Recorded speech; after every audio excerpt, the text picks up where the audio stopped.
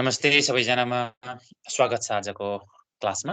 आज फेरि पनि मैले सर्ट्स च्याप्टरबाट क्वेसन लिएर आएको छु र क्वेसन हाम्रो इक्वेसन फर्ममा छ।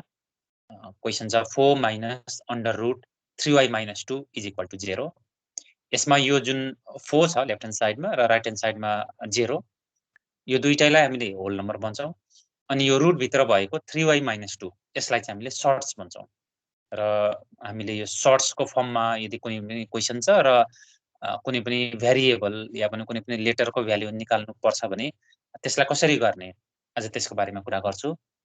यस्तो खालको क्वेसन हामीसँग हुँदा सबैभन्दा सुरुमा हामी सोल्युसन लेख्छौँ अनि क्वेसनमा जे छ त्यसलाई नै कपी गर्छौँ। हाम्रो सोल्युसनको फर्स्ट स्टेप भनेको क्वेसनबाटै हुन्छ। 4 minus under root 3y minus 2 यो लेफ्ट ह्यान्ड साइडमा छ is equal to 0 right hand साइडमा। यस पछाडि हामी यो माइनस रुट 3y माइनस 2 लाई लेफ्ट साइडबाट राइट ह्यान्ड साइडमा लान्छौँ।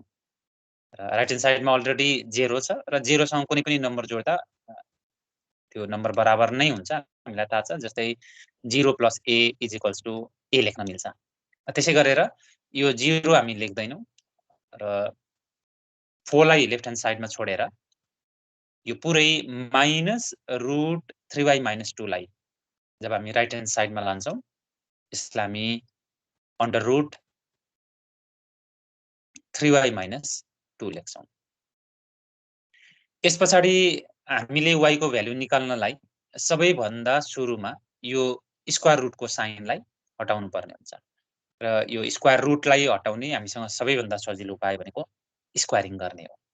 त्यसैले स्क्वायरिङ बोथ साइड्स गर्छौँ अनि लेफ्ट ह्यान्ड साइडमा भएको 4 लाई स्क्वायर लेखेर is equal to right hand साइडमा भएको 3y माइनस 2 लाई पनि होल स्क्वायर लेख्छौँ। र यसमा हामीले जान्नै पर्ने कुरा के छ, यो स्क्वायरिङ गर्दा कुनै एउटा साइडमा मात्र हामी गर्दैनौँ। हामीले स्क्वायरिङ गर्दा लेफ्ट ह्यान्ड साइड र राइट ह्यान्ड साइड दुई साइडमा सँगै गर्नुपर्ने हुन्छ। अब यति गरिसके पछाडि 4 को स्क्वायर हामीलाई थाहा छ, 4 इन्टु 4 भनेको 16 हुन्छ is equal to right hand साइडमा यो स्क्वायर र स्क्वायर रुट एकअर्कामा ब्यालेन्स हुन्छ, क्यान्सल हुन्छ अनि राइट ह्यान्ड साइडमा हामीले रिमेनिङ टर्म्सको रूपमा 3y माइनस 2 लेख्छौँ। अब यस पछाडिको स्टेप भनेको हाम्रो सिम्प्लिफिकेसन हो र यसमा हामीले लाइक टर्म्सहरूलाई सधैँ सँगै राखेर अनि सिम्प्लिफाई गर्ने गरेको छ, जसमा यो -2 र 16 लाइक टर्म्स हो। त्यसैले यो -2 लाई हामी 16 भएतिर लान्छौँ र इज इक्वल्स टु देखि लेफ्ट साइडमा 2 लाई राइट ह्यान्ड साइडबाट लाँदा साइन चेन्ज गरेर लानुपर्छ। त्यसैले 16 अनि यो -2 चाहिँ +2 भएर जान्छ is equal to right hand साइडमा 3y मात्रै रहन्छ। यस पछाडि यो 16 सँग पोजिटिभ साइन छ अनि 2 सँग पनि पोजिटिभ साइन छ। यदि दुईटा लाइक टर्म्सहरुसँग सेम साइन छ भने तिनीहरुलाई हामीले एड गर्नुपर्छ। यो म्याथमेटिकल ल भित्र पर्छ र यसलाई हामीले जोड्दा 16 + 2 इज इक्वल टु 18 लेख्न मिल्छ is equal to right hand साइडमा 3y।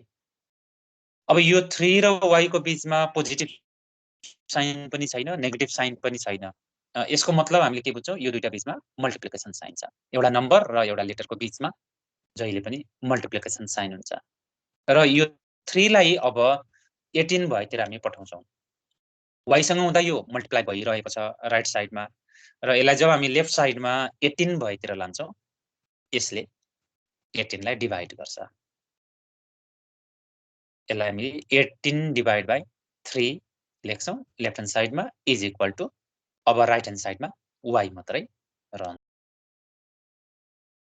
अब हामीले कमन फ्याक्टर 3 लिन्छौं र 18 लाई पनि र 3 लाई पनि डिभाइड गर्छौं। 3 1 जा 3 अनि 3 6 जा 18 र यो डिनोमिनेटरमा लाइन भन्दा तल 1 आएको छ र यो 1 नलेख्दा पनि खासै केही फरक पर्दैन। त्यसैले न्युमेरेटरमा भएको हामी 6 लेख्छौं इज इक्वल टु y र यति गरिसके पछाडि हामीले हाम्रो क्वेशनमा भएको y को भ्याल्यु 6 निकाल्छौँ। र दिएको इक्वेसनलाई हामीले यसरी नै सल्भ गर्ने गर्दछौँ। आजको क्लास कस्तो लाग्यो कृपया कमेन्ट बक्समा लेख्न नबिर्सिनुहोला। साथसाथै च्यानललाई पनि सब्स्क्राइब गर्न नबिर्सिनुहोला। Thank you. Bye by.